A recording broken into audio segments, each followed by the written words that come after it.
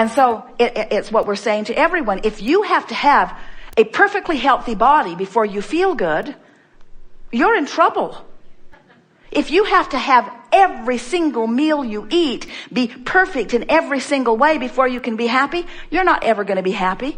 If your kids have to behave and be joyful in every moment, you're not ever going to be happy. In other words, you've got to give up the need to control the uncontrollable and discover your vibrational latitude to connect with your inner being who is always joyful, who always loves, who always knows, who always understands your value, who always understands the value of others. You have to train yourself into that frequency when it's easy.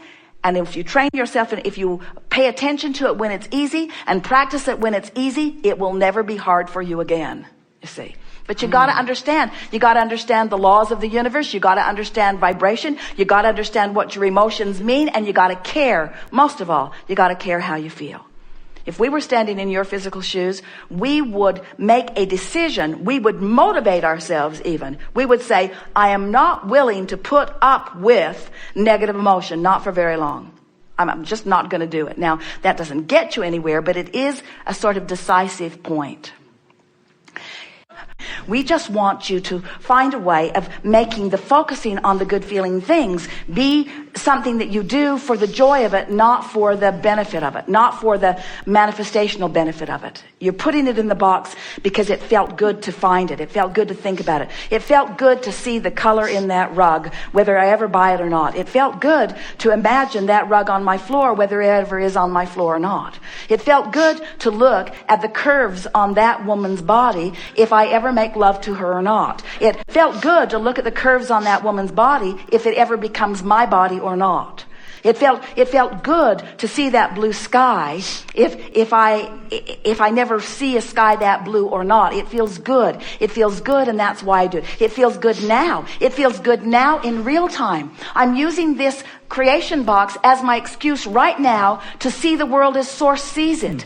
Because when I use something as my excuse to see the world as Source sees it, now I'm in alignment with Source, and now every cell in my body is vibrationally being allowed the fullness of what it requests. Oh, that's another thing worth talking about. So we've been talking about this vortex all day. This vortex, this vortex, this vortex. Do you know that all of the trillions of cells of your body, each and every one of them has a vortex? And so the cell gets a little out of whack because you ingested something, or you drank something, or you bumped up against some bacteria or something. And so the cell receives it, knows what it doesn't want, knows what it does want, throws it into the vortex. Do you know that you've got trillions of cells putting things into a vortex that is creating a physical body, a cellular body that is like your physical body? And that when you are doing things like playing creation box games or having a massage and basking in the deliciousness of it, or looking for reasons to feel good, or playing the wouldn't it be nice if game, that you are offering no resistance whatsoever, and you are allowing each and every one of those beautiful little cells to live the dream reality that they have put there? Seriously, we're not kidding you. Your cells know how to create a perfect body. But if you're ornery, you're not letting them have the body that they've put into their vortex. And then you're sick, you see.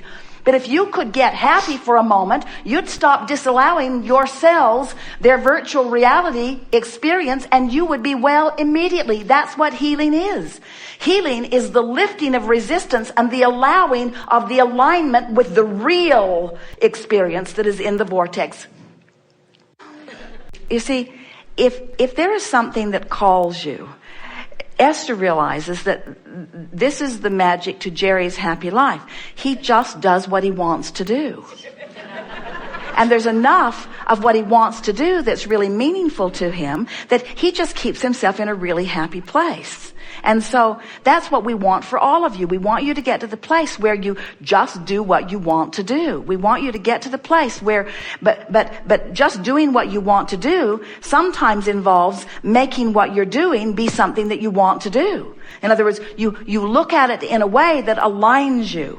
For example, let's say that you're washing dishes and you don't really want to be washing dishes. You'd rather be working on your blog, or you'd rather be doing something that's more inspirational. But the dishes need to be washed and you're the one that's doing them. So now you could stand there and you could feel resentment that somebody else is off doing what they want to do while you're washing dishes. Or you could feel resentment that you can't yet afford somebody to wash your dishes. Or you could feel resentment that you didn't get organized enough to have someone take care of it. Or you could feel resentment that you don't have a dishwasher that's washing your dishes. That's all out of the vortex stuff. In other words, just like with the woman who has pain in her body, who could feel hope or who could feel fear, you can be in the act of washing the dishes and you could be resentful, or you could be having fun with it. You could be resentful, or you could be making the best of it. You could be appreciating the warm water. You could be appreciating the detergent that is making your dishes shine and be germ-free. You could appreciate the lovely dishes. You could appreciate the dexterity in other words, there's always, no matter what's happening in your moment in time, there are positive aspects and negative aspects. So no matter what activity you're involved in, there are more leaning toward the vortex thoughts or more leaning away from the vortex thoughts. So Jerry and Esther have a beautiful new house in Texas now that is ready to live in after many, many years of coming about. But they don't really ever care if they live in it, because they're out here with you, and this is what's ringing their bells.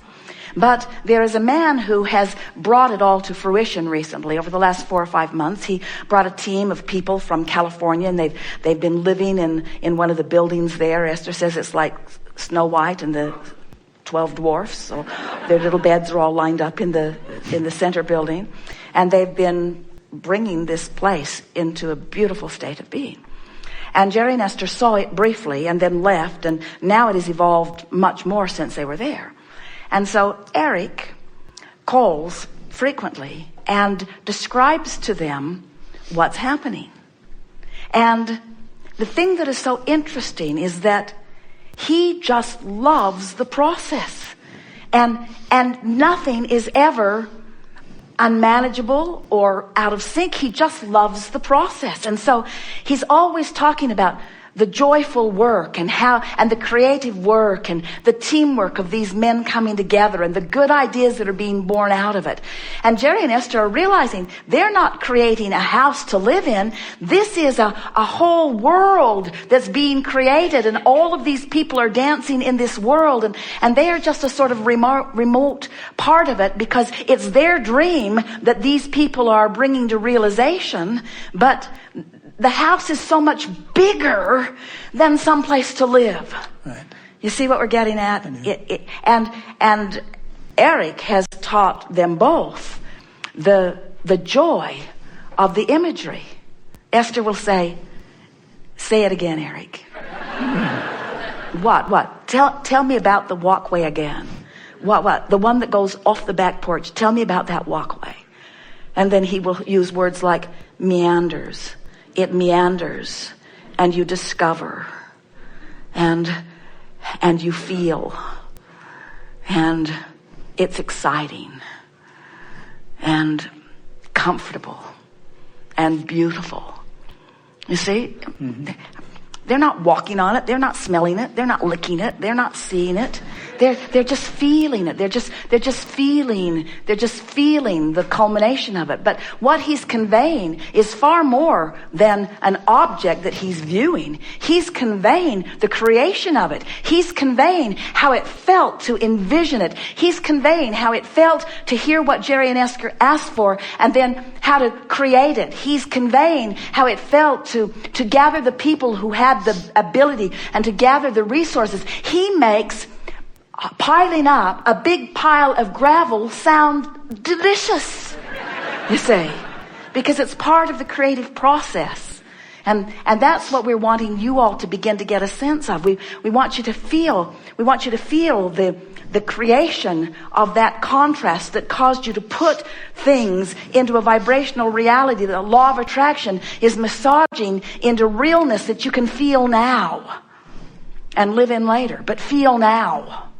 And live in later, but feel now. And live in later, or not, but feel now. What difference would it make if Jerry and Esther never spent a day in that house? It all would have been worth it for the feeling along the way. It would have all been worth it just for the 5 months of description that Eric's been offering them. It would have been worth it just for that 5 months of his description. More joy experienced as a result of pondering that, not living it, not living the manifestation of it, pondering it from a distance and feeling the bigness of it. You getting this? As you spend enough time following your inspiration that you are in alignment most of the time, before you know it, you're feeling good no matter what you're doing. In other words, you can be driving, as Jerry and Esther were driving across the country just now, they were on the East Coast. It is so beautiful this time of year. Everything was so green. And as we were driving across the Midwest, it was extra beautiful because of so many rains. And so there's a tendency to now want to compare. Well, I only want to drive across the most beautiful parts of the nation. Well, that's just not very logical. You're going to drive across the nation, you're going to see a lot of different things. And some of it is going to be more pleasing to the eye than others of it. Some of the freeways are a blissful experience. They're smooth, they're wide, the lanes are wide open. Some of the freeways are a bumpy, terrible mess. Some of them are under construction. Some of them, the barricades are so close that getting the monster bus down them is not really the easiest thing in the world to do. So what do? Do you let the conditions that you're living in dictate the way you feel, or do you become so flexible in your mind that you can find something to feel good about regardless of what the current reality is? And that's what we're talking about. So many people they insist that current reality keep morphing to please them, and it won't do it. That's why the older you get, the more you complain. If you are expecting the current reality to morph to please you, you have to find the decision within yourself that you are going to find pleasing thoughts. You're going to follow your bliss. You're going to look for it, and sometimes you have to look harder for it than others. Sometimes you have to be more determined to find it than others. Sometimes it's just easy. And those times that it is easy, they spoil you. Spoil you in the literal sense that they make you lazy about your own focus.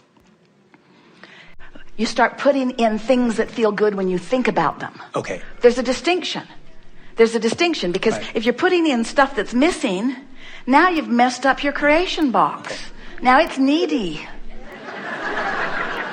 You see? Okay. So what you're putting in the creation box are things that feel good when you think about them. That's what you put in there. You put rainbows in there, and you put good feeling bodies in there, and you put blissful states of being in there, and you put magnificent things that make you feel good when you look at them. In other words, do you need to possess the magnificent Picasso in order to appreciate it, or can you just appreciate it? The answer is easy. Do whatever you want with the box that feels good. Carry it around, show it to other people, organize it, put it in alphabetical order. It doesn't matter. It doesn't matter. What matters is that this is pretty, I want it in my box. This is pretty too, I want that in my box too. I don't care so much about that one. In other words, I want it in my box. I want that in my box. I want happy grandchildren in my box. I want a cooperative government who understands that it is a diverse span of interests and beliefs, who have the ability to cooperatively work together to bring the best out of everybody. I want that in my vortex. In my vortex, I want technology that solves the current issues of the day. I put that in my box. I have to figure out how to get there. I just want it. Whatever that looks like, I'll put it in my box. If it looks like clear water, oh, here's a picture of clear water. If it looks like happy, oil-free dolphin, oh, here's one. I'll put that in my box. In other words, whatever makes me feel good when I see it, I'll put that in my box, and I'll put enough of it in my box. I'll put such an avalanche of good feeling things in my box that I'll need a lot of boxes. And so I'll just have somebody pick them up and put them someplace else. And in other words, you'll have more boxes than you really want, and maybe you'll be able to let go of the boxes in time. Just for the next week, do the creation box and the book of positive aspects and transform your world. Just do it for the fun of doing it.